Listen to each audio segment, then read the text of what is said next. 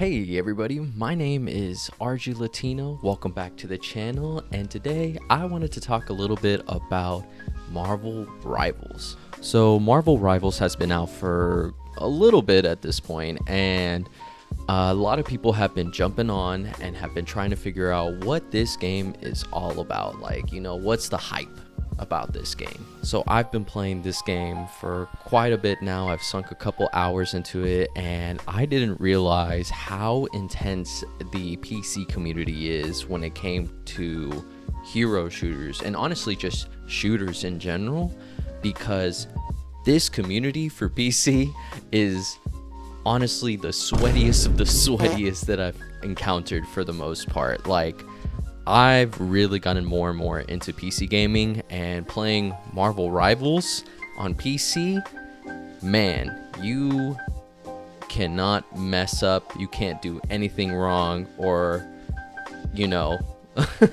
like, no lie, I've played this game a bunch of times on ranked mode, and I just end up honestly kind of like this. I can finally play my favorite game after this long day, I said excitedly. I was then diddled by the sweatiest, most bitchless, unemployed creatures this planet has ever seen, and I went triple negative. But I understand why people go crazy when they're playing on PC, because keyboard and mouse is honestly the best way to go about playing any shooter, and it is the tip. It is peak at that point. It's way better than playing on controller, and I've come to learn that now.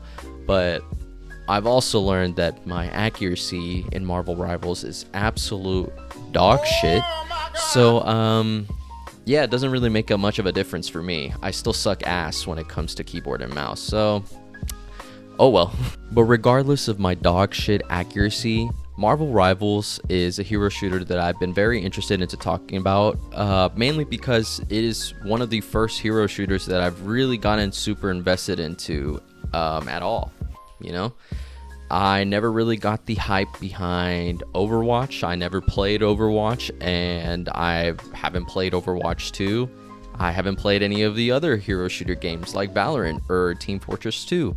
So to me, Marvel Rivals is a whole new area like a whole new genre that I've just never stepped into before, and this is the first time. And just basing Marvel Rivals off of my first time playing a game like this, I gotta say, it's pretty fucking good.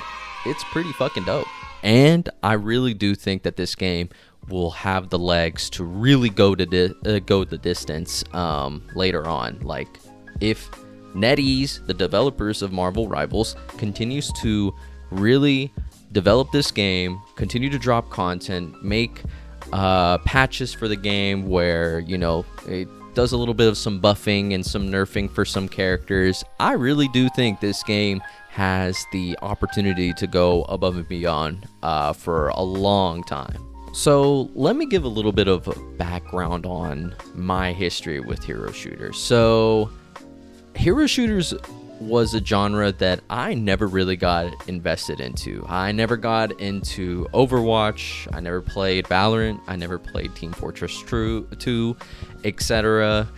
The only game that I guess I've played that could be considered a hero shooter is just Apex Legends, but I honestly just kind of consider that more as like a battle royale game.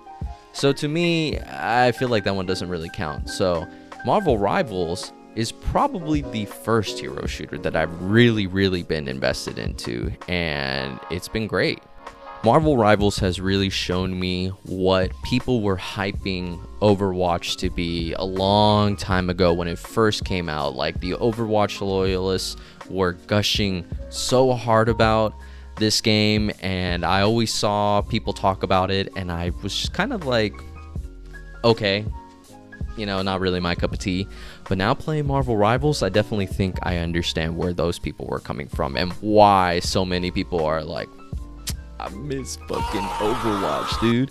So Marvel Rivals is a 6v6 hero shooter game that has 3 different game modes: Domination, Convoy, and Convergence. And you have a huge roster of Marvel heroes and villains that you can choose from. From the start, there are a bunch. There's not like a small amount of characters that you can play and they'll continue to add more later on. No, like there's already more than a handful at this point of different characters that you can play on Marvel Rivals, which is super dope. All these characters are then put under 3 different categories. You got your Vanguards, your Duelists, and your Strategists.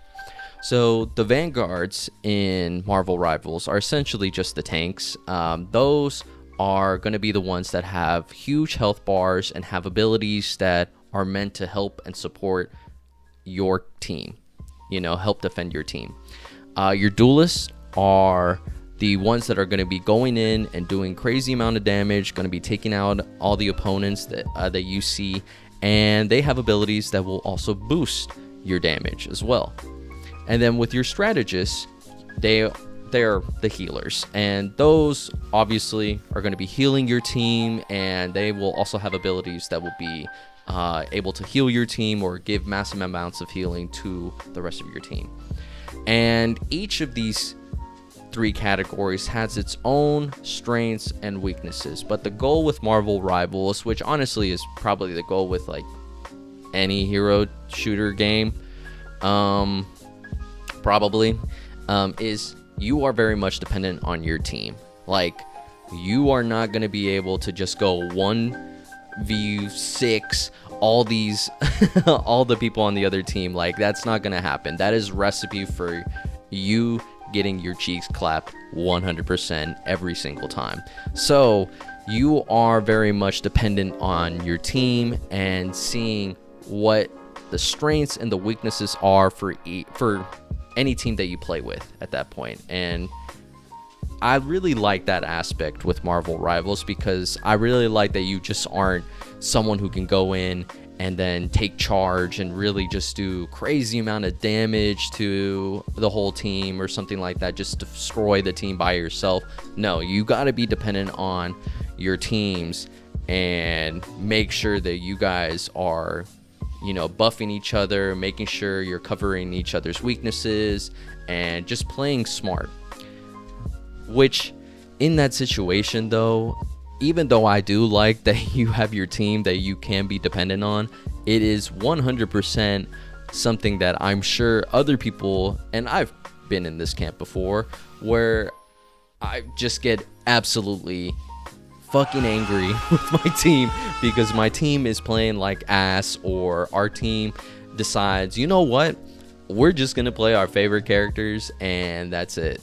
Guys, I'm on my hands and knees begging you. We have 4 DPSs. Can we get a support or a tank? I'm gonna be the Punisher, baby! Oh, please, we just need some healing or something. Oh, that's our 6th teammate. Listen, I'll swap the tank. You be support. I'm gonna be Spider-Man! And we're not gonna be considerate on whether or not we need healers, we need tanks, or anything like that. And then you just end up fucking dying a majority of the game and not have anybody to help you throughout that entire round. So, it has its pros and cons, when you're dependent on your team. But overall, I do think that it is probably a great thing that you are very much, trying your best to support each other throughout a round. So eventually, those players that are picking their favorite characters are going to realize that's probably not the best way to go. And, teams that are crashing out because someone decided they wanted to play Punisher or Iron Man and stuff, those teams, they're gonna get angry and stuff. But the newcomers, they'll learn and they'll eventually figure out, okay, maybe it is better to figure out what's the best character that works with me. And that's where I think NetEase did a really good job with Marvel Rivals. Marvel Rivals is really transparent with the player, where you can look at a hero's difficulty stats and decide whether or not you want to invest your time into figuring out this character and really be good at this character.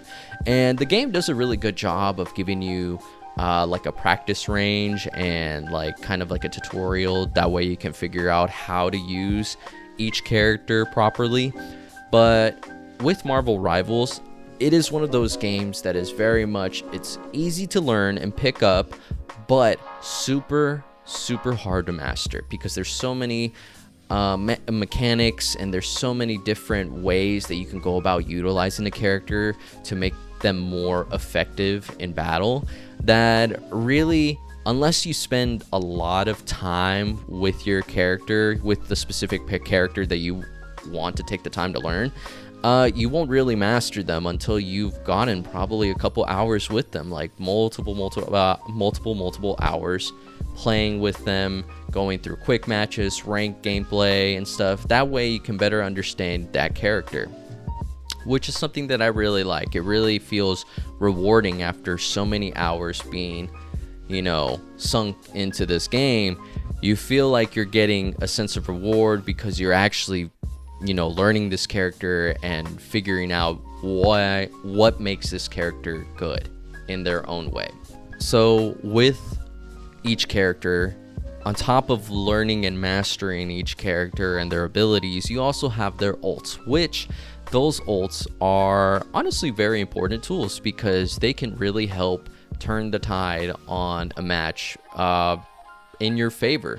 Say you're losing and you're doing a convoy type of game, and you're in an area where all your friends or all your teammates are absolutely getting destroyed and you need healing. Everybody's on critical health at that point, and you're a healer. Like, for example, one of my favorite healers is Invisible Woman, and her ult is really dope because what it does is it casts a huge area where you can heal all your teammates, and on top of that, completely disappear. So unless the enemy decides to go inside her ult and wants to see where those enemies, the opposing team is, they can't do that unless they step in to that wide effect into the ult and start seeing the opposing team. But they can't really do much because they're constantly being healed by that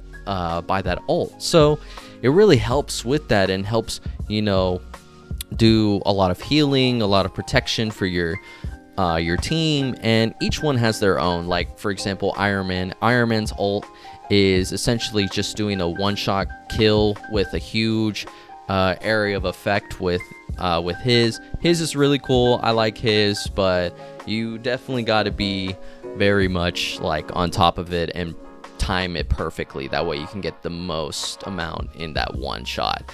Or like Groot, he's a tank, and one of his is basically immobilizing the opposing team and making sure that they're all bunched up into one little area, and making it perfect for people to come in and absolutely just wreck shop on the opposing team, which is super dope, and I like that.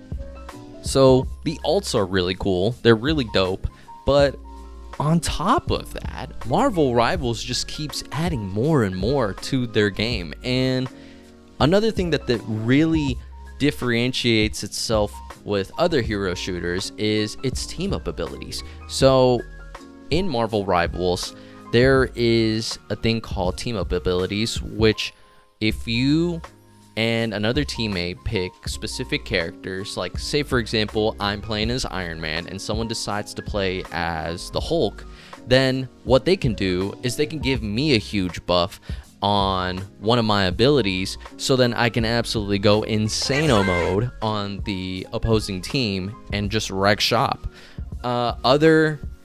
Other characters, they have different team up abilities. Like I believe with the Hulk and the Wolverine, you can actually pick up the Wolverine and then throw him at enemies. Like that is absolutely like crazy. That's wild. But each one has its own passive and the team up abilities as well. Like not only are they passive kind of team up abilities, but there's ones where you're actually, doing something with your team member and doing a coordinated attack kind of thing, like with the Hulk and Wolverine. Like that's super cool. That's something that I don't think I've ever seen in a shooter game like that in a long time. So I think that is really cool, and Marvel Rivals has done a really good job with the gameplay and the mechanics. One thing I will say is that some of the characters are sometimes a little bit super buffed up. Like, I remember for a while the discourse was that Iron Fist was absolutely broken and needed to be buffed or needed to be nerfed at some point, and then it changed where people were getting mad because I think Wolverine was like super strong and all that stuff. And obviously, as we continue playing this game, the meta is gonna change throughout. Like, people are gonna have different characters that they complain about, but I think overall some of the characters do probably have some stuff that absolutely makes them super ridiculous to go up against, and as a result it's just like why play as any other character when I can play this character and maybe I can just do this. So there are some characters like that, and I really hope that NetEase eventually addresses those concerns, which I'm sure they will with some nerfs or some buffs and stuff. But overall, they've done a great job with pretty good amount of the balancing with this game, and there's so many mechanics that you can utilize to really give you the upper hand and give you an advantage throughout the game, and I think that is super dope. It is really awesome that NetEase has been able to accomplish something like that. So with Marvel Rivals, another thing that I honestly have not really been have really had no interest in is live service aspects.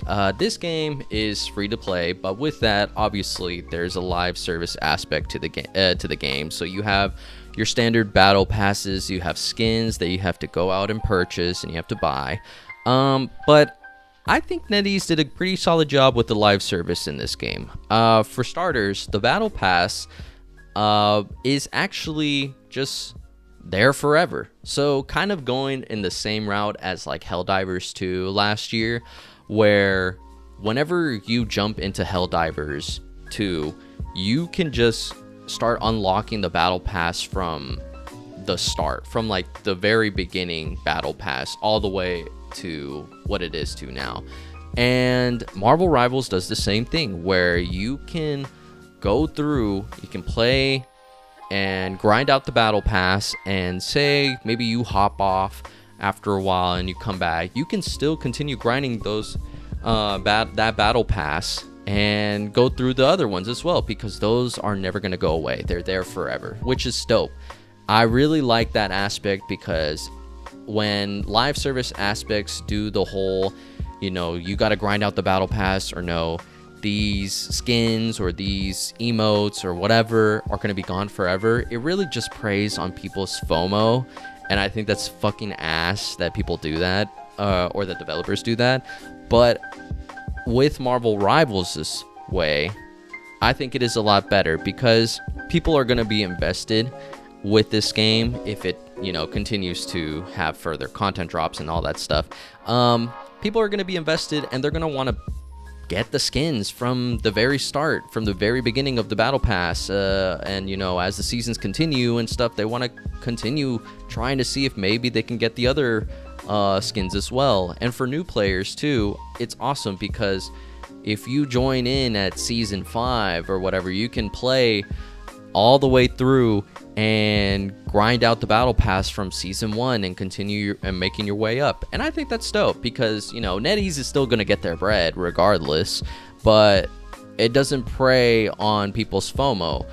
People are still going to be able to get the cool skin that they saw in season 2 or season 3 and be able to acquire it by just playing the game.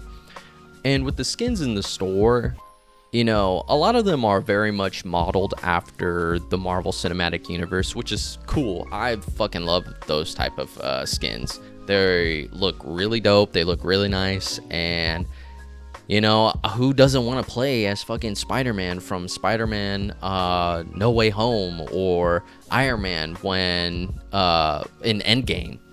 Those are really cool skins.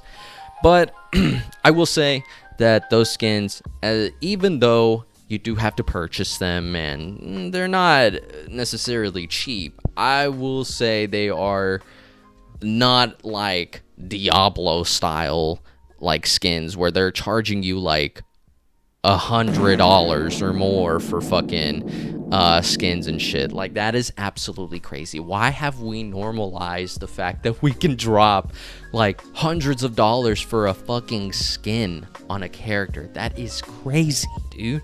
Why? But Marvel Rivals doesn't really do that. So it walks a pretty fine line between not being cheap, like ridiculously cheap, but also not being ridiculously expensive where you're dropping a lot of money for these skins, you know? And the skins are honestly worth it. I feel like for some of them, like I said, some of them are modeled after the Marvel Cinematic Universe, but some of them take inspiration from the comics. And I think that is super dope. That is another thing that NetEase has done just a really good job with this game, is just 100% going balls to the wall with the art direction and the comic book style. The art direction and the comic book style for this game is absolutely great. I love it. It is something that you can tell that NetEase developers really just poured so much of their love for comic books into. Like, when you're going through the hero menu in the game, you can see all the portraits of like your favorite heroes and villains and stuff, but when you're hovering over them, they just like pop out of the portrait and they just have like a little small animation, and when you click on them, there's like a whole opening animation to show you like what this character is all about. Like Iron Man is just flying around and he's shooting rockets and stuff. It's super cool. Or you got someone like Spider-Man. Spider-Man is just whipping onto the screen and he's just coming in and looking super cool. And each character has their own animation for it. And I think that is super dope. Like, you can tell that they didn't want to just half-ass this. They wanted to make it to where they had so much attention to detail within this game. And that's dope. It's great. And another thing too, the developers could have gone the route of just modeling each character to their Marvel Cinematic Universe counterparts, which would have been cool, would have been nice. I think not a lot of people would have had too many complaints on that, but they completely just did not go that route, and they just said, you know what, we're gonna make them super comic booky. So you have characters in there that are just absolutely beefcakes. Like the Punisher, dude, is a whole ass dump truck of a character. Like, he looks like he ate a fucking dump truck. And then on top of that, then you have Venom, who has a fucking dump truck. Like, why is my boy caked up for no reason? Nigga, what you doing out here with all this ass? Double cheeked up on a Thursday afternoon, hella ass. The sun is still out, my nigga, and it was just. So you got some characters who are absolutely like fucking muscular and look like beefcakes, and then you got the ones that are just absolutely beautiful. And I know that people are just absolutely going onto, like, you know, the screen for Invisible Woman or Squirrel Girl, and they're absolutely going feral and barking at their computers like, y'all need some help. Y'all need some help. But I guess I understand why. But for the most part, these characters are just overly exaggerated comic book characters, and they just went that route, and I love it. It's great because I hate the whole trend that a lot of games have been going, where they want to really just go into the realism aspect of video games, or they want to go into the realism aspect, and it's just kind of boring.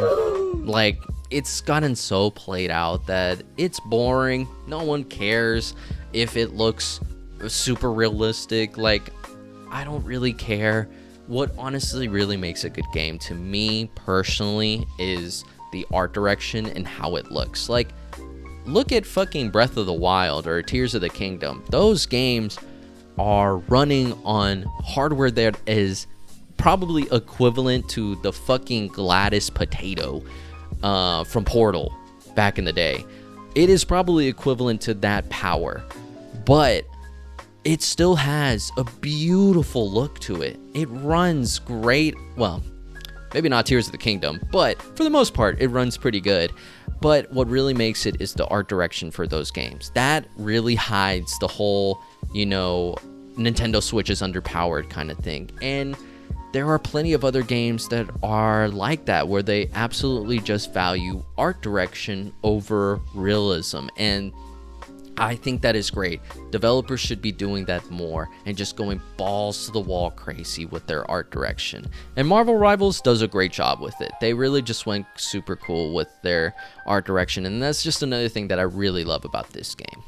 But yeah, so my overall feelings with Marvel Rivals, I think, is that it's just a great game. It's a fantastic hero shooter game that I'm really just so glad that I've been able to sink in a couple hours into and really find the time to, in between other games that I'm playing, I can just hop on, play some quick matches, maybe play some rounds with my friends. And, whether or not I fucking eat shit or I am absolutely dominating, it's still a great time. It's still so much fun. The game has so much to offer, and they are doing a great job with it. And I really hope that NetEase continues to develop on it. Right now, they just got on, I believe, their first season. It's season 1. At the time that I'm recording this, it's their season 1. So they've only dropped Mr. Fantastic and Invisible Woman, which Invisible Woman has been my favorite character that has come out from this new season, because I am going crazy with healing. I just work better as a support character or as a support team member, honestly. But I think, if I remember correctly, they did talk about that later on in the season. They plan on dropping The Thing and Johnny Storm, which is going to be super dope. And on top of that, I've also seen plenty of leaks. I've seen some leaks, at least, that suggest that we'll probably see some more X-Men characters added on to Marvel Rivals, like Nightcrawler or Cyclops, and that's going to be great. As long as NetEase continues to drop new content, making buffs and nerfs as needed, as they continue to get input from the community, if they listen to them and make those changes accordingly, I really do think that Marvel Rivals will have the footing to really be here for a long time, and honestly just overtake Overwatch 2, because at this point, from everybody that I talked to that has played Overwatch and Overwatch 2, Blizzard has absolutely shit the bed with Overwatch 2. So kind of sucks for the Overwatch people that, wanted something better with Overwatch 2. But hey, at least we have Marvel Rivals, and for the Overwatch refugees, you can just kind of play over, Marvel Rivals at that point and get that same sense, get that same feeling that you got from playing Overwatch. But yeah, I think Marvel Rivals is a great game. It is fantastic. I've been loving it so much, and I just wanted to give some thoughts about this game and how I feel about this game, and coming into the hero shooter genre for the first time, honestly. And yeah, and I think NetEase is gonna do good with this game. I hope this does not age poorly. Please, NetEase, do not make it to where you shit the bed with this game. I hope not. Well, anyways, thank you for watching, and please like and subscribe, all that YouTube nonsense, comment what characters you're going in with on Marvel Rivals, what you're excited to see in Marvel Rivals. I will be happy to respond and have some discussions in the comments. And yeah, I am going to be doing videos like this every now and then for some video games that I've really found more interest in, like obviously with Marvel Rivals. But there'll be more games that are coming out in February that I'm hoping to get the chance to look at and really start playing a little bit more. So I'll probably have some more videos coming along the way with that, and I will definitely be making some more videos in regards to the video game industry, because there's a lot that's been going on recently with it that's been garbage. But I definitely want to address some of that as well. But I think another thing that I really want to do, and I will do later on, probably closer to when the next season drop, is a Last of Us comparison video. I really think that will be something that I really want to put a lot more energy into, and will be probably a little bit longer. But yeah, there's plenty of videos that I'm hoping to get out through the pipeline. You know, I'm just a busy guy, so you know, I'll get to those videos when I get to those videos. But overall, thank you guys for watching. I really enjoy seeing people interact with my videos and leaving comments and liking my videos. Really just makes me feel like I'm not just talking to like an empty space, but people are actually just listening to what I have to say about some video games and stuff, because I just like talking about this stuff. But yeah, anyways, I hope everybody has a great day, and I'll see you guys on the next video. Take care. Bye-bye.